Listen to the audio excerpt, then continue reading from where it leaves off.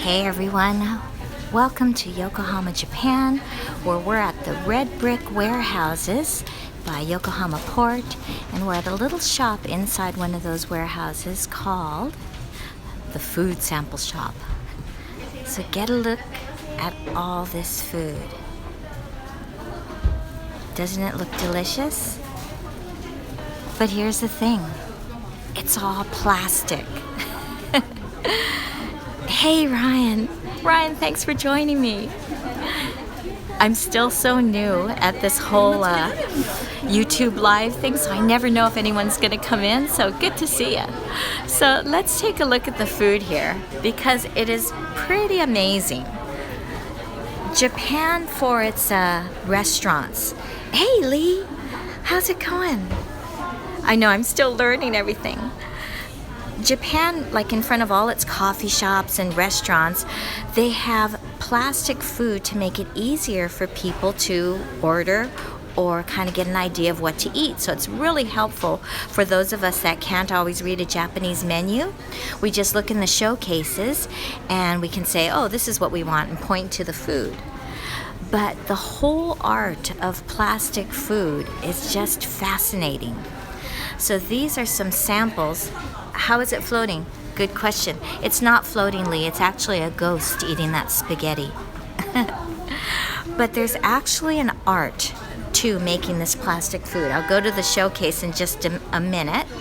But all of these desserts here, like these sundaes and these shaved ice and these ice cream cones, you can make them at home. Now, it's rather expensive if you buy it as a souvenir. So for this sundae, it's about $17, 1,715 yen. So a little bit expensive for a sundae, but it is decorative, and you could probably fool a lot of people, right? Can you imagine? It's okay, Ryan. I feel your hearts. I feel your hearts. For those of you that don't know, right on Periscope we give hearts. So on YouTube Live, right, you tap the screen and nothing happens. But I feel the hearts. Can you imagine coming home and your mom says, okay, dessert is waiting for you on the corner, and it's a plastic one? Now I'm going to go over to some of these bigger foods, because take a look at this. This pizza, oh, there's a glare on it. Sorry about that. So this pizza, 16,000 yen, $160 for that pizza. This spaghetti, also $160. Most expensive spaghetti I've ever had. A $160 steak. I guess if you're mad at somebody, right, you can always say, hey, thanks, Lee. You can say, hey, here's your dinner. You try and eat it, and it's plastic. But it does look so real. They've got plastic wrap over it, so I guess you don't touch it. Hamburgers, different breads, and even look at the breads. Look at the detail on the bread. It has all the holes and everything. That plate of bread, $160. Here's a whole children's lunch. This one is a little more expensive, guys. This is about 200 US dollars, 20,000 yen. Interesting carrots. It does look so real, doesn't it? These carrots, right? Of course, these don't really look real because they've got interesting positions, right? But for a plate of these, 80,000 yen, $800. The cost that it would cost me probably to get a flight home to Los Angeles. Egg on rice, and once again the ghost eating chopsticks. All right, look at this one, guys. This is a pizza. I'm gonna have to lift this up. How much do you think that would be? Look at this price tag. 120,000 yen. That's $1,200, right? I mean, I guess I wondered who would purchase these. Now these are a little bit more reasonable. Expensive, right? These are a little bit more reasonable. So this piece of sushi here, 3,000 yen, so about $30. I know, Ryan. Now I can understand if you're maybe a restaurant owner or something, or a gimmick, but it's a lot to pay for a souvenir. $30 for a fake plastic bowl of rice, sukiyaki. $30 for the sukiyaki. I'd rather pay the $30 and buy the real thing myself. But, ooh, look, I didn't even see up there. You've got more meals.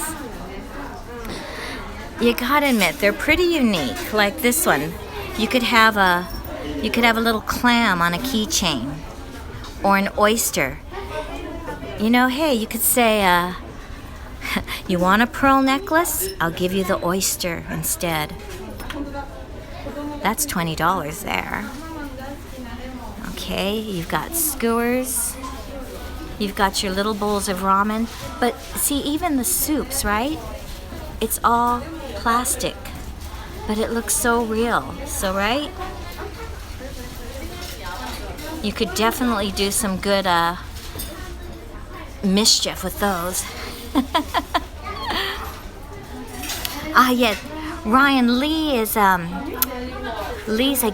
scoper that scopes a lot of game stuff. And Lee, you know, I was gonna say, I caught you yesterday doing Splatoon, so I immediately went to go try and see if I could hook up my Splatoon, but I guess the time period was over for me. So yeah, he does excellent gaming scopes, Ryan. He's got his when he does his scopes, it's right off the computer. What am I saying? Producer, right? Periscope producer. So it's really, really easy to see and enjoy. And he teaches me how to learn all those tips and tricks. All right.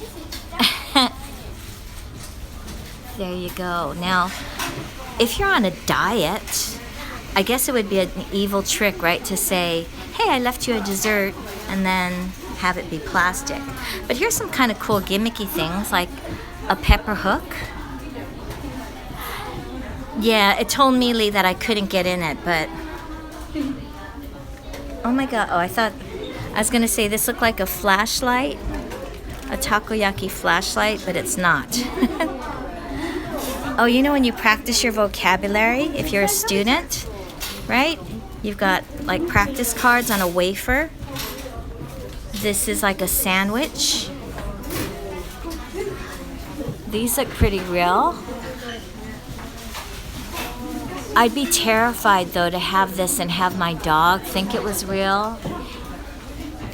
Oh, this is what everybody wants. Everybody wants a piece of toast for their light switches. Would you guys be happy if I gave you a toaster for a toaster light switch?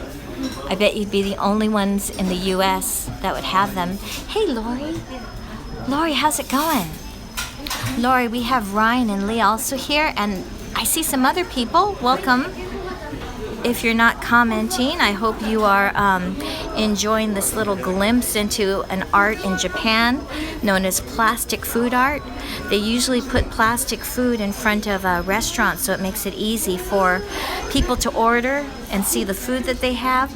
But this souvenir shop specializes in plastic food to take home as souvenirs. Another thing everybody would always want: a tangerine to put your pens in.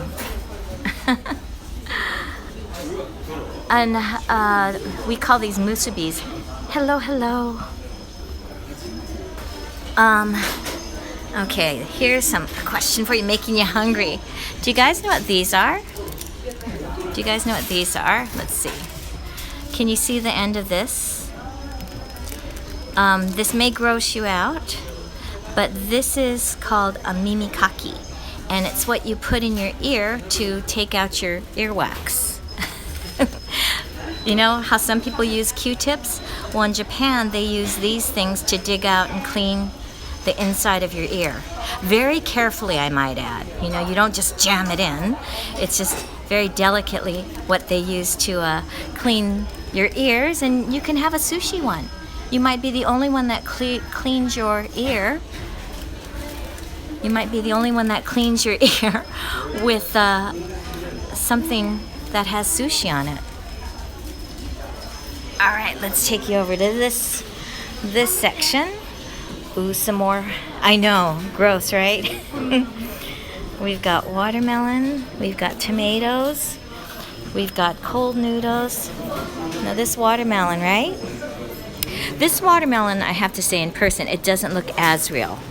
It doesn't look as real as some of the other things. Here's some more smaller things, smaller items, and these are not so expensive. So these are about $2. They run from $2 to $3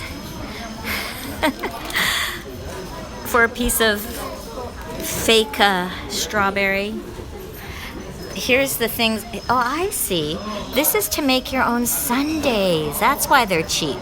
So you can buy the ingredients you want and you can put it and make your own sundae. How cool is that? Your own noodles. All right. And here's some more. These are magnets, so you could put these on your refrigerator and just hope that nobody eats them. Okay. Would you like a steak? A $30 steak? You've got pieces of sushi. Now this one I know a lot of people request these for souvenirs. Which one would you like, Ryan? What can I get you? So we've got all the different sushi. You've even got the stages of bananas. So you could get an unripe banana or an overripe banana and put it on your refrigerator. How cool is that? All right, so let me show you here. So this is a little bit of history. This is a little bit of history of how the plastic foods were made, right? And I guess, like it said, it was good to spread a little bit of culture and help people see what they were eating or order.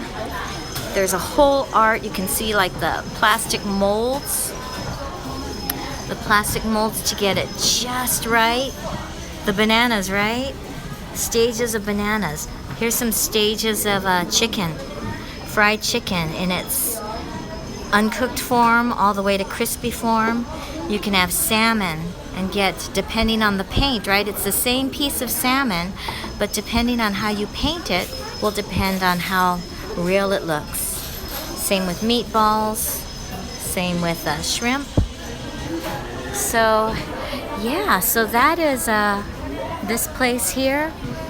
It is just a sample of plastic food that you can take home as souvenirs. Once again, if you come to Japan, any restaurant that you go to, you'll see lots of plastic food outside the restaurant.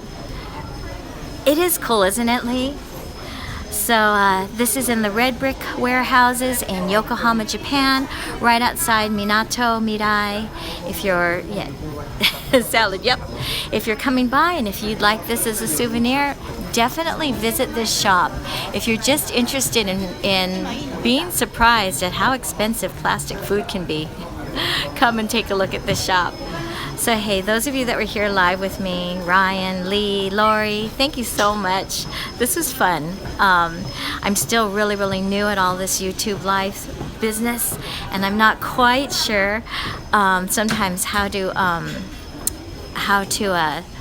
it's different from Periscope in a way, but I really appreciate you guys coming in, giving likes, and yes, hopefully someday we will see you here in Japan and you could see how popular plastic food is. Thanks, Lee. Thanks, you guys. Take it easy, and I will talk to you all again later. Bye. Thank you.